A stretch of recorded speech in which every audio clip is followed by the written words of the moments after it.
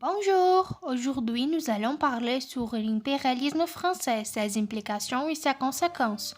O grupo é formado pela Laura Ribeiro Maria, Ana Luísa da Vegas Melindro, Júlia Almeida Marques e Natália Inácio Faustino.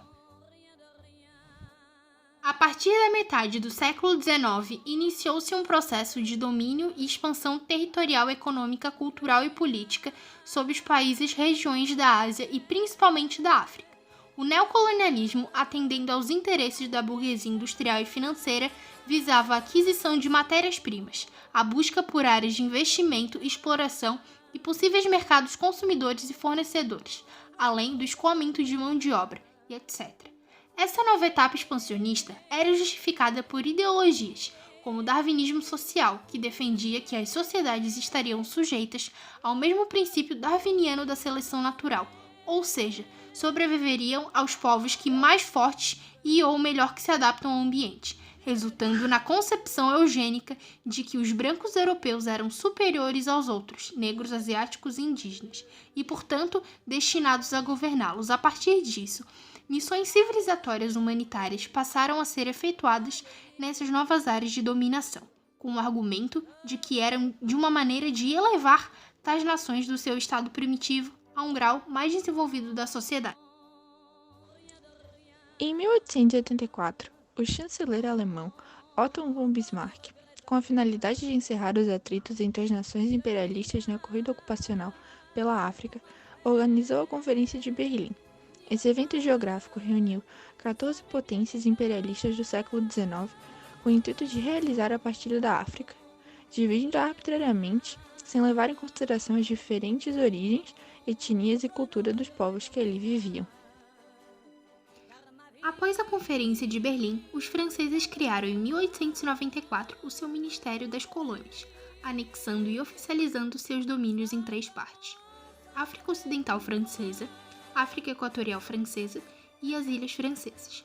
A África Equatorial abrangia os territórios que iam desde as margens do Rio do Congo até o deserto do Saara, sendo constituída pelos países Gabão, Camarões, Ubangue-Chari, Chade e Congo Francês. A África Ocidental contemplava as seguintes entidades: Sudão Francês, Senegal, Daomé Francês, Costa do Marfim, Guiné Francesa, Mauritânia, Alto Volta Francês e o Níger.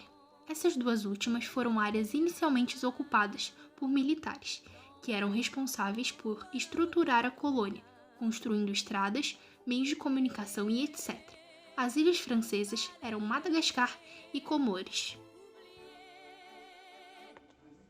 No sudeste da Ásia, a França conquistou a Indochina nos anos 1860, sendo a colônia mais populosa e mais rica daqueles tempos, investindo na exploração de seus recursos naturais e concentrando suas forças em Toquim, onde queriam converter a uma zona de acesso para a China. Em 1887, foi formada uma federação de 3 regiões do Vietnã: Toquim, no norte, Annam central e Cochinchina, no sul. O Laos foi introduzido em 1893 e Guangzhou em 1900. Além desses domínios, os franceses também dispunham de possessões no Pacífico: Wallis, Futuna, Polinésia e Nova Caledônia. Em 1919 e 1939, o Império Colonial Francês atingiu seu auge de expansão, ocupando 8,7% da área terrestre mundial, equivalente a quase 13 milhões de quilômetros quadrados de terra e possuindo 33 das 136 colônias do século XX. Muitos destes territórios foram disputados entre a França e outras potências até alcançarem seu aspecto definitivo. Em 1181, a França compeliu o rei de Tunis a aceitar um protetorado francês sobre seu território, já que o interesse da Itália pelo local estava crescendo. O Marrocos foi reconhecido como área de influência francesa e nesse tempo foi cenário de diversos conflitos com a população local e com a Alemanha, que posteriormente estariam entre as causas da Primeira Guerra Mundial. Somente em 1912, após o sultão de Marrocos ser obrigado a assinar o Tratado de Fez, foi concretizado o protetorado franco-marroquino. Algumas figuras como Samori Touré e La Dior enfrentaram as forças armadas francesas em defesa de seus territórios, Mali e Senegal, mas foram derrotados e mortos. As divergências também afloraram na África Equatorial entre Portugal, Alemanha e Leopoldo II da Bélgica, pela questão do controle de alguns territórios da região. Já na Primeira Guerra, os franceses participaram da repartição secreta das colônias do Império Otomano, se apropriando dos territórios correspondentes da Síria e Líbia. As ações colonizadoras da França tinham um caráter desenvolvimentista, visando transmitir seus costumes e valores aos povos dominados.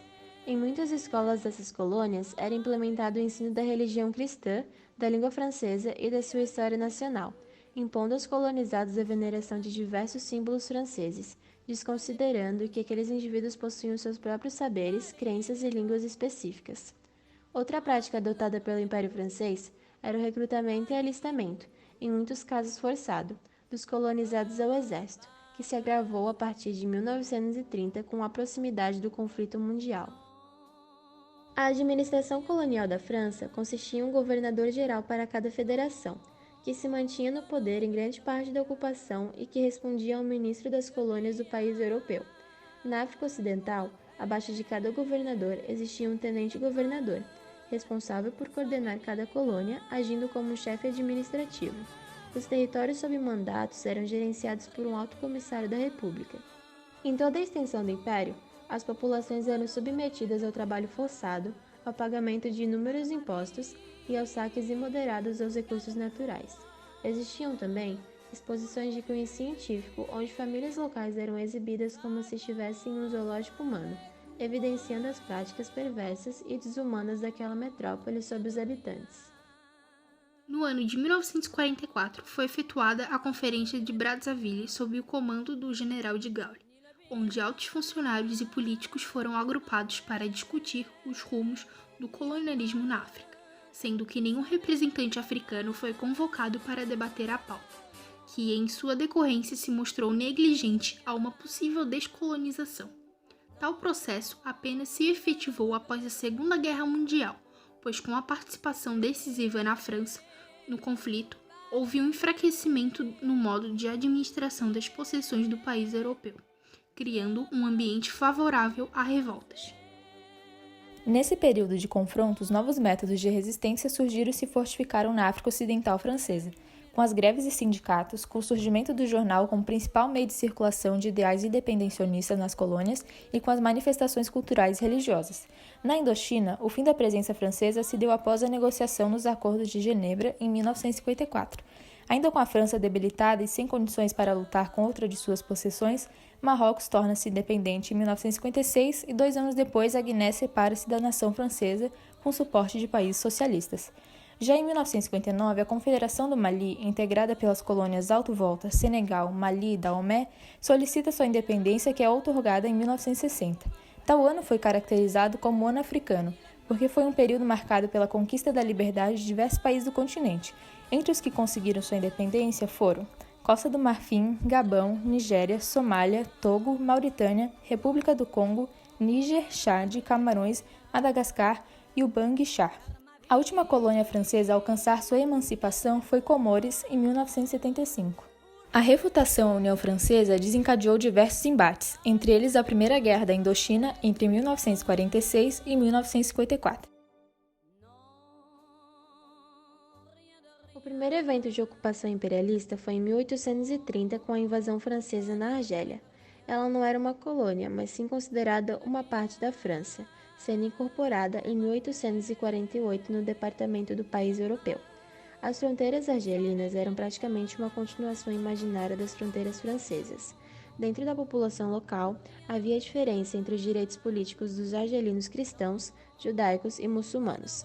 Porém, em 1947, após a Segunda Guerra Mundial, todos os habitantes da Argélia foram considerados cidadãos franceses com direito ao voto. Em 1954, deu início à Guerra da Argélia, conflito civil que buscava conquistar a independência do país e que teve como 2 principais partidos revolucionários o MNA, Movimento Nacional Argelino, e o FLN, Frente de Libertação Nacional, que além dos conflitos que tinham contra a França em prol da independência da Argélia, tinham conflitos entre si mesmo, que embora tivessem o mesmo objetivo de alcançar a proclamação da independência, haviam divergências entre os intransigentes da Argélia francesa e os seguidores da política desenvolvida pelo general de Gaulle. No dia 1º de novembro de 1954, Após uma série de atentados terroristas liderados pela FLN, deu-se início às hostilidades entre a Argélia e a França, que enviou cerca de 400 mil soldados ao país. Na Argélia, a população se dividiu. De um lado, vários árabes berberes, que viram com bons olhos a colonização francesa, e do outro lado, vários colonos acostumados com a vida ali, se identificaram mais com a Argélia do que com a própria França. Nos conflitos entre a França e a Frente de Libertação Nacional, ocorreram diversos atentados em massa e terroristas, além de torturas por parte da França, que foram censuradas pelo governo francês e a sua própria população, que desaprovava tais crueldades. Tais ações provocaram a morte de mais de 300 mil pessoas. Quanto às lutas entre os dois principais partidos, a FLN saiu com a vitória após muitos conflitos. Somente em 8 de março de 1962, com a assinatura do Acordo de Évian, terminou a guerra na Argélia. Em seguida, em 5 de julho de 1962, foi proclamada a República Democrática e Popular da Argélia. Após a convocação da Assembleia Constituinte, Ahmed Ben Bella, líder da FLN, foi conduzido à presidência. A guerra causou um enorme número de refugiados. Mais de 1 milhão de Pierre Noirs e 2 milhões de árabes berberes foram para sua ex-metrópole. Porém, nessa transição entraram em outra sociedade colonial, a da França metropolitana. As dificuldades eram inúmeras, especialmente em questão de moradia. Embora fossem cidadãos franceses, ocupavam a parte inferior da fila para a habitação social. Sua integração à sociedade foi e ainda é extremamente delicada, pois desde o princípio tiveram que lidar com a generalização, estigmatização e discriminação, alvejados por diversos estereótipos pós-coloniais, associando-os à criminalização e também mulheres argelinas sendo atacadas por discursos sexistas. Desde a primeira onda de imigração dos habitantes da Argélia, o fluxo nunca parou, sendo reforçado cada vez mais pela necessidade de mão de obra, principalmente de trabalhos recusados pelos nativos, gerando a anexação dos negros e árabes nos empregos mais precarizados. Atualmente, os argelinos continuam se sentindo excluídos. O racismo e a xenofobia se apresentam como principal obstáculo para garantirem sua cidadania francesa e acessarem os serviços públicos, sendo uma situação contraditória, já que nas leis francesas está explícito que eles não podem ser tratados de forma diferente por sua religião ou etnia. A identidade francesa é marcada pela divulgação de valores democráticos como a liberdade, igualdade e fraternidade. Mas após analisar sua trajetória imperialista de subjugação e repressão dos povos africanos e asiáticos, para quem? Para quem esses princípios são válidos?